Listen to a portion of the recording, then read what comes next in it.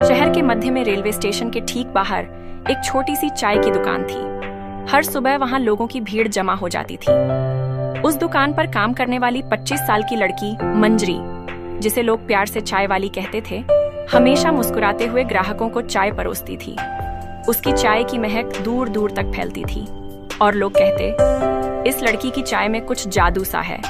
लेकिन किसी को नहीं पता था कि मंजरी की आंखों में एक गहरा राज छिपा था, जिसे समझना किसी के बस की बात नहीं थी। उस दिन दोपहर को शहर के बड़े नेता राव साहब स्टेशन पर औचक दौरे पर आए। पुलिस, सुरक्षाकर्मी और मीडियाकर्मी हर तरफ मौजूद थे।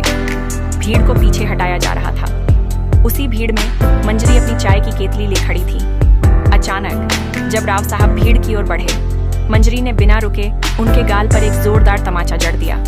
पूरा माहौल सन्न रह गया। लोग स्तब्ध थे।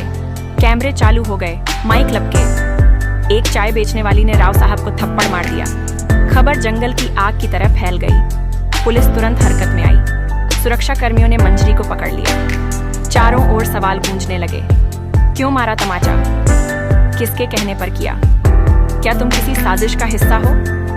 लेकिन मंजरी बस हल्के से मुस्कुराती रही। उसने एक शब्द नहीं बोला। उसकी आंखों में गुस्सा नहीं, डर नहीं, बस एक अजीब सी शांति थी। मानो उसे यकीन हो कि उसने जो किया वह बिल्कुल ठीक था। लोग तरह तरह की बातें बनाने लगे। शायद राव साहब ने उसका शोषण किया होगा। शायद उसके परिवार पर कोई जुल्म हुआ है। नहीं, ये किसी गिरोह का काम लगता है। हर कोई अपनी कहानी गढ़ रहा था, लेकिन असल वजह कोई नहीं जान पाया। तमाचे के बाद राव साहब का चेहरा गुस्से से लाल हो गया। वे चिल्लाए, इसे तुरंत हवालात में डालो, पता करो इसके पीछे कौन है। लेकिन उनकी आवाज में डर की लकीर साफ झलक रही थी, जैसे मंजरी को देखकर कोई पुराना भूत जाग गया हो। मंजरी को पुलिस की गाड़ी में बिठाया गया, लेकिन रास्ते में अजीब घटनाएं होने लगी। गाड़ी का वायरलेस अचानक बंद हो गया।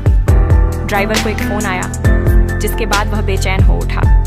ट्रैफिक अचानक साफ हो गया, जैसे सब कुछ पहले से तय था। पुलिस स्टेशन पहुंचते ही ऊपर से आदेश आ गया, लड़की को ज्यादा तंग मत करो, उसकी पूछताछ खास लोग करेंगे। बाहर मीडिया की भीड़ जमा थी। हर चैनल ब्रेकिंग न्यूज चला रहा था। चाय वाली ने राव साहब को मारा तमाचा। साजिश या सच? कौन है ये लड़की? लोगों की उत्सुकता बढ़ती जा रही थी। रात भर मंजरी से पूछताछ होती रही, लेकिन उसने ज्यादा कुछ नहीं कहा। बस यही दोहराया, वक्त आने पर सबको सच पता चल जाएगा। कुछ ही घंटों बाद खबर आई कि राव साहब के पुराने घोटालों की फाइलें फिर से खुल गई हैं। हैरानी की बात थी कि सबूत बेहद सटीक तरीके से मीडिया तक पहुंच रहे थे। कौन भेज रहा था ये सबूत? क्या ये सब मंजरी का काम था? राव साहब क्यों इतने परेशान थे? अगले दिन मंजरी को अचानक पुलिस स्टेशन से किसी खास टीम के हवाले कर दिया गया। फिर वह कहीं दिखाई नहीं दी। लोग कहते रहे कि वह साधारण चाय वाली थी। कुछ बोले कि वह कोई क्रांतिकारी थी। कुछ ने दावा किया कि उसके पीछे कोई गुप्त संगठन था, लेकिन सच क्या था कोई नहीं जान पाया। बस इतना तय था कि राव साहब का करियर खत्म हो गया। उनके सारे राज्य खुल गए और मंजरी की वह रहस्यमयी मुस्कान आज भी लोगों को सोचने पर मजबूर करती है। तमाचे की गूंज अभी थमी नहीं थी। शहर, जिसे अब हम नीलपुर कहेंगे, उबल रहा था। रात के अंधेरे में स्टेशन के पास से एक काली गाड़ी निकली। उस पर सरकारी निशान था, लेकिन नंबर प्लेट असली नहीं लग रही थी। मंजरी को उसी गाड़ी में चुपके से ले जाया गया जब मीडिया की भीड़ खबरों में उलझी थी। गाड़ी नीलपुर के बाहरी इलाके में एक पुराने सुनसान गोदाम की ओर बढ़ी। वहां एक छोटा अंधेरा कमरा था, जहां मंजरी को बंद कर दिया गया। लेकिन मंजरी चुप नहीं थी। उसकी आंखों में कोई डर नहीं था, बल्कि एक ठंडी चमक थी, जैसे वह हर कदम के लिए तैयार थी। राव साहब ने अपने खास आदमी बलदेव को बुलाया। ये लड़की आम नहीं है, राव साहब ने धीमी आवाज में कहा। मुझे उसकी आंखों से डर लगता है। बलदेव ने जवाब दिया, चिंता न करें, हम इसे हमेशा के लिए गायब कर देंगे। राव साहब ने सहमति दी, लेकिन उनके माथे पर पसीने की बूंदें थीं। गायब करना काफी नहीं, अगर ये वही है जो मुझे शक है, तो हमारा पूरा खेल खत्म हो जाएगा।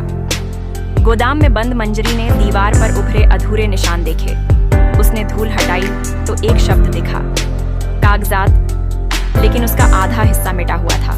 गुर्गे घबरा गए। ये औरत ये सब कैसे जानती है? मंजरी मुस्कुराई और बोली, जो तुम सोचते हो कि मैं नहीं जानती, वही मेरा सबसे बड़ा हथियार है। उसी वक्त गोदाम के बाहर गोलियों की आवाज गूंजी। खिड़कियां टूट गईं। गुर्गे इधर उधर भागने लगे। मंजरी ने मौका देखकर अपनी जेब में छिपी छोटी सी चाबी से ताला खोला और बाहर निकल गई। बाहर का दृश्य चौंकाने वाला था।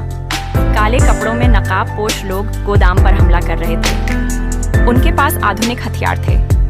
गुर्गों ने चिल्लाकर कहा, ये पुलिस नहीं, कोई और है। मंजरी ने आसमान की ओर देखा और धीरे से बुदबुदाई।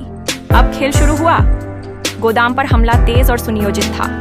नकाबपोशों की हर हरकत एकदम सटीक थी, जैसे वे किसी बड़े मिशन का हिस्सा हों। दरवाजे तोड़े गए, खिड़कियों से काले साए अंदर घुसे और हवा में गोलियों की गूंज के साथ लोहे के जूतों की ठक ठक गूंज रही थी। गुर्गे बिखर गए, कुछ छिपने लगे, कुछ भागे। मंजरी ने इस अफरा तफरी में अपने संकेतों का इस्तेमाल शुरू किया। उसने अपनी जेब से निकाला हुआ सूती धागा जमीन पर गिराया, एक पुराना चाय का कप पास की झाड़ियों में छिपाया और एक छोटा सा कागज का टुकड़ा हवा में उड़ने दिया, जिस पर सिर्फ एक पंक्ति थी, रात 2:47 पुराना रेल पुल, सच सामने आएगा। नीलपुर के एक गुप्त बंगले में राव साहब और बलदेव बात कर रहे थे। ये लड़की खतरा है, राव साहब ने कहा। हमें इसे जल्दी से खत्म करना होगा। बलदेव ने जवाब दिया, सब इंतजाम हो गया है, लेकिन कुछ लोग कह रहे हैं कि इसके पीछे कोई बड़ा संगठन है। तभी बलदेव के फोन पर एक मैसेज आया, उसके पास जो चाबी है वही तुम्हें बर्बाद कर सकती है। मैसेज का नंबर ट्रेस करने पर वह किसी अनजान सर्वर से जुड़ा था। मंजरी ने गोदाम में बैठे गुर्गों की बातें सुनी। उनकी आवाजें ठंडी और योजनाबद्ध थीं। अगर उसने कुछ बोला तो हम सारे कागजात लीक कर देंगे, एक ने कहा। मंजरी ने अपनी चाबी को उंगलियों से छुआ और मुस्कुराई। गोदाम के बाहर एक रहस्यमयी शख्स, जो खुद को चंद्र कहता था, दूरबीन से सब देख रहा था। उसने अपने साथी से कहा, हमें इसे बचाने की जरूरत नहीं, हमें देखना है कि ये खुद कैसे निकलती है। उसका साथी बोला, अगर राव साहब ने इसे खत्म कर दिया तो? चंद्र ने जवाब दिया, अगर ये वही है जो मुझे लगता है तो कोई इसे खत्म नहीं कर सकता।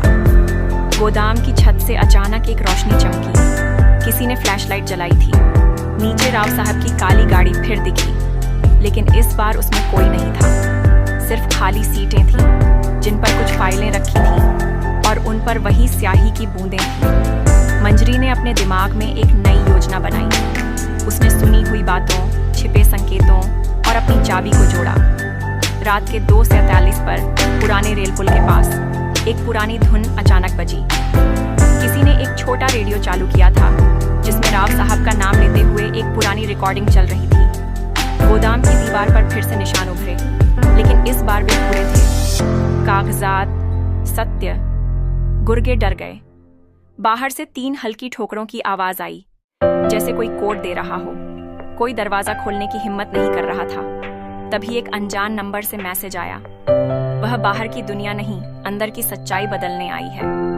मंजरी ने चुपके से अपनी चाबी निकाली और एक छोटे से ताले को खोला, जो गोदाम के पीछे के दरवाजे पर था। वह बाहर निकली, लेकिन नकाबपोश अब भी चारों ओर थे। उसने देखा कि कुछ दस्तावेज हवा में उड़ रहे थे, जैसे किसी ने जानबूझकर उन्हें छोड़ा हो।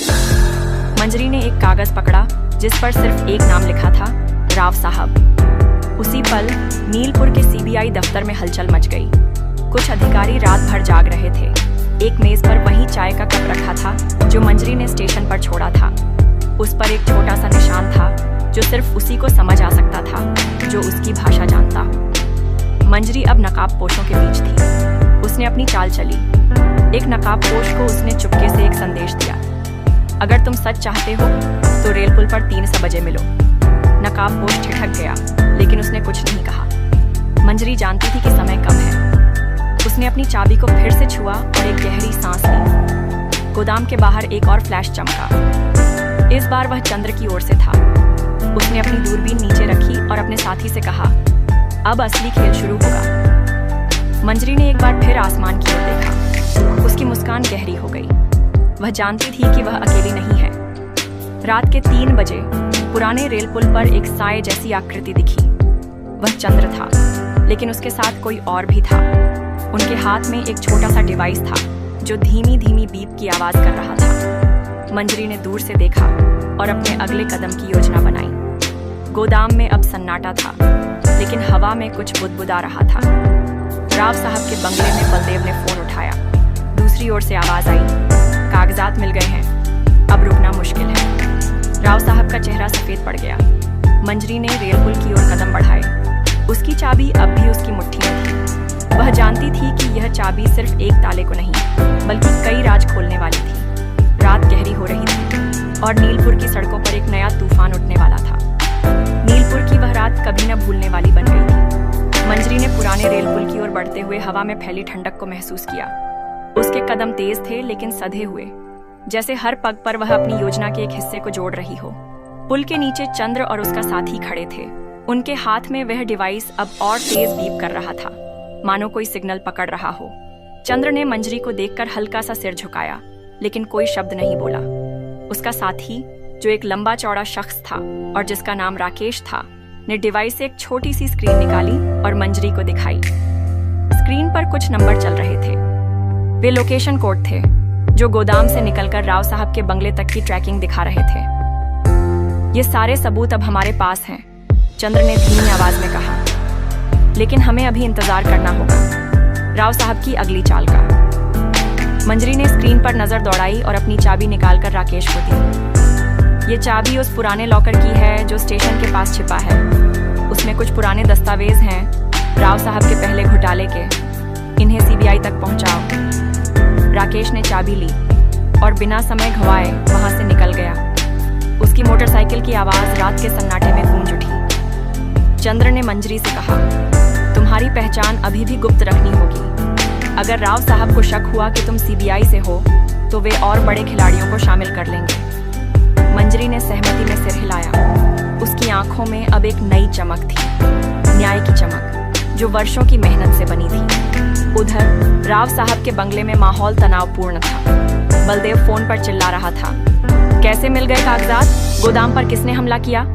दूसरी ओर से आवाज आई, सर, वो नकाबपोश हमारे ही लोग थे, लेकिन किसी ने उन्हें धोखा दिया। अब मीडिया में लीक होने लगा है। राव साहब ने अपना सिर पकड़ लिया। उनके मन में पुरानी यादें घूम रही थीं।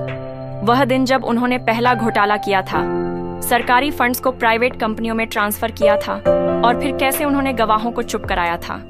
लेकिन अब ये लड़की मंजरी सब कुछ उधेड़ रही थी। उन्होंने बलदेव से कहा, सारे कनेक्शन काट दो, अगर जरूरत पड़े तो शहर छोड़ दो, लेकिन उस लड़की को ढूंढो और खत्म करो। बलदेव ने हामी भरी, लेकिन उसके मन में डर था। वह जानता था कि ये खेल अब उनके हाथ से निकल चुका है। अगली सुबह नीलपुर में हलचल मच गई। मीडिया चैनलों पर ब्रेकिंग न्यूज चल रही थी। राव साहब के घोटालों के नए सबूत मिले। कुछ चैनलों ने गोदाम की तस्वीरें दिखाईं, जहां से दस्तावेज बरामद हुए थे। सीबीआई की एक टीम अचानक शहर में पहुंच गई। उनके प्रमुख अधिकारी इंस्पेक्टर करण ने प्रेस कॉन्फ्रेंस बुलाई। हमारे पास ठोस सबूत हैं कि राव साहब ने सरकारी धन का दुरुपयोग किया है। अपहरण और धमकी के आरोप भी लगाए जा रहे हैं। लोगों ने तालियां बजाईं, लेकिन राव साहब के समर्थक विरोध करने लगे। मंजरी, जो अब एक सुरक्षित जगह पर थी, ने टीवी पर यह सब देखा और मुस्कुराई। उसने चंद्र को फोन किया। अब अगला कदम, लॉकर से मिले दस्तावेज सीबीआई तक पहुंचे? चंद्र ने जवाब दिया, हाँ, राकेश ने पहुंचा दिए, लेकिन राव साहब भागने की कोशिश कर रहे हैं। मंजरी ने कहा, उन्हें रोकना होगा, मैं खुद जाऊंगी। चंद्र ने मना किया, लेकिन मंजरी नहीं मानी। वह अपनी असली पहचान छिपाकर राव साहब के बंगले की ओर निकली। रास्ते में उसने देखा कि पुलिस की गाड़ियां उस शहर में घूम रही थीं। बंगले के पास पहुंचकर मंजरी ने देखा कि बलदेव एक बैग पैक कर रहा था। वह चुपके से अंदर घुसी, अपनी ट्रेनिंग का फायदा उठाते हुए।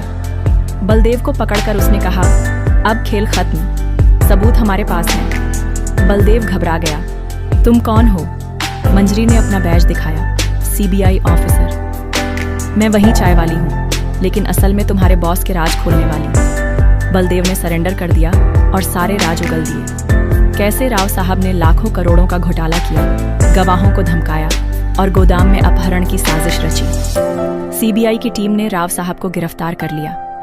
अदालत में मुकदमा चला, जहां हर कड़ी जुड़ी हुई पेश की गई। स्टेशन पर थप्पड़ से शुरू होकर गोदाम के हमले, दस्तावेजों की बरामदी और बलदेव के बयान तक।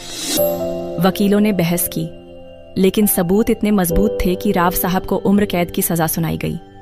उनके सहयोगियों को भी सजाएं मिली। मंजरी की पहचान अब खुल गई थी, लेकिन उसने मीडिया से दूरी बनाई। शहर में लोग उसे हीरो मानने लगे। स्टेशन की चाय दुकान अब भी थी, लेकिन अब उस पर एक नया बोर्ड लगा, सच्चाई की जीत। मंजरी ने अपनी टीम के साथ नए मामलों पर काम शुरू किया और नीलपुर में एक नई सुबह हुई, जहां भ्रष्टाचार पर नजर रखने वाली आंखें और तेज हो गईं। कहानी यहीं समाप्त होती है, जहां न्याय जीता और राज छिपे नहीं रह सके।